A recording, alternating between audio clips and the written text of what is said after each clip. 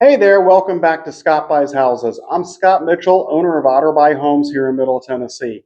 And one thing I wanted to talk to you about today was how we as real estate investors add value to the marketplace.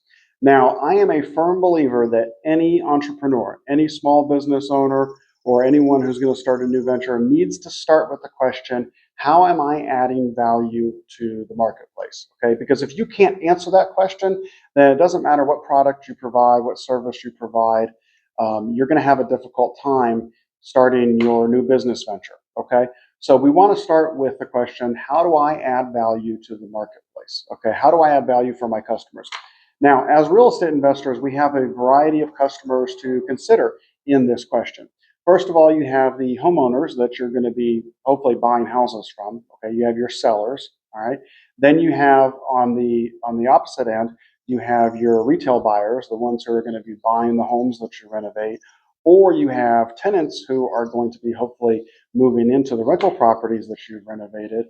You can also consider ancillary clients or customers, people like real estate agents or contractors, other service providers, and how are you adding value for them. But in today's video, I want to focus on your sellers, okay? The individuals who are going to be the ones selling you their distressed property, okay? Now, let's start there. Distressed property owners. Now, we have to acknowledge the fact that the overwhelming majority of homes in this country are not going to be what we call target properties. Okay, I would venture to say 95 to 98% of homes are not in a condition in which we would typically purchase them. Okay, these are homes that are relatively move-in ready, that have little or no deferred maintenance. Maybe they need some light repairs, but really there's no reason that they wouldn't sell in a retail market to an owner occupant. Okay, those are not what I would call target properties. Target properties and target sellers are individuals who have distressed properties. These are homes with a lot of deferred maintenance, that have major repairs or renovations needed, that would not be considered by most people move-in ready, and would have a difficult time selling in a retail environment. Those are what I call our target sellers. Okay, so what do these target sellers need? They need ease of transaction. Okay, first and foremost, they're looking for ease of transaction. They have a home, again, that would not sell easily in a retail setting. They don't want to have a whole bunch of home inspections. They don't want to have appraisals, things like that. They're just looking for a fast, fair cash offer, and that's what we're able to provide. So we're cutting out the appraisal process. We're cutting out the home inspection process outside of perhaps an initial walkthrough on our end. At least, hopefully, you're walking through every property that you put an offer on. But we're really making that part of the process very easily for them. Now, the second part of the process in which we add value to these homeowners, to these sellers, is in timing, right?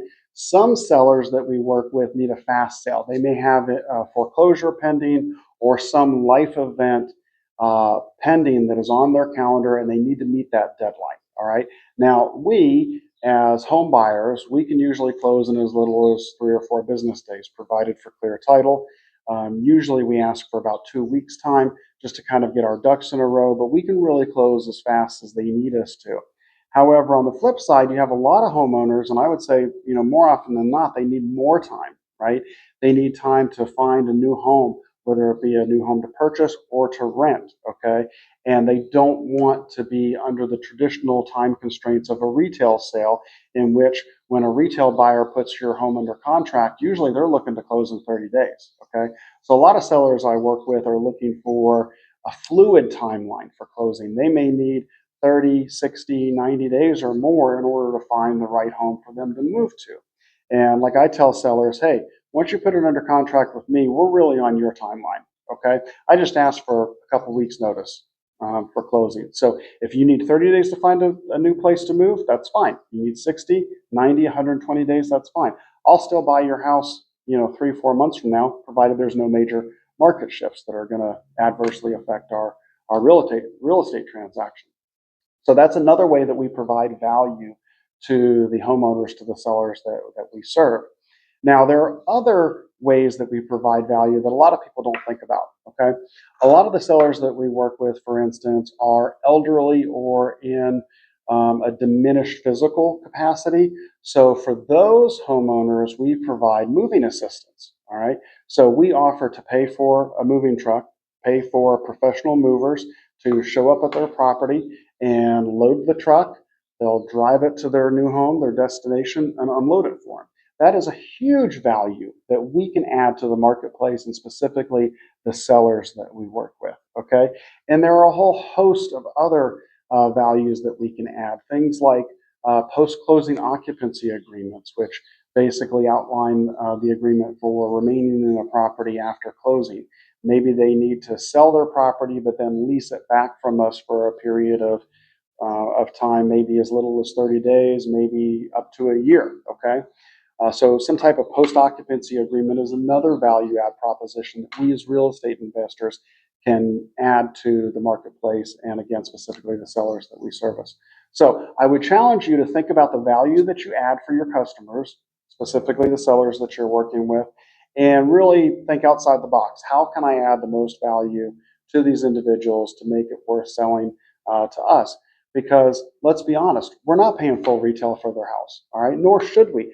Their house is not in a full retail ready condition. It's not move-in ready. So they're going to be sacrificing some equity for that ease of transaction when they're working with us. So I really challenge you to think about that. If you have ideas, thoughts, comments on this topic, make sure that you put them in the comments below. If you like this video, make sure that you give us a thumbs up and subscribe to our channel. And thanks so much for watching. We hope to see you again soon.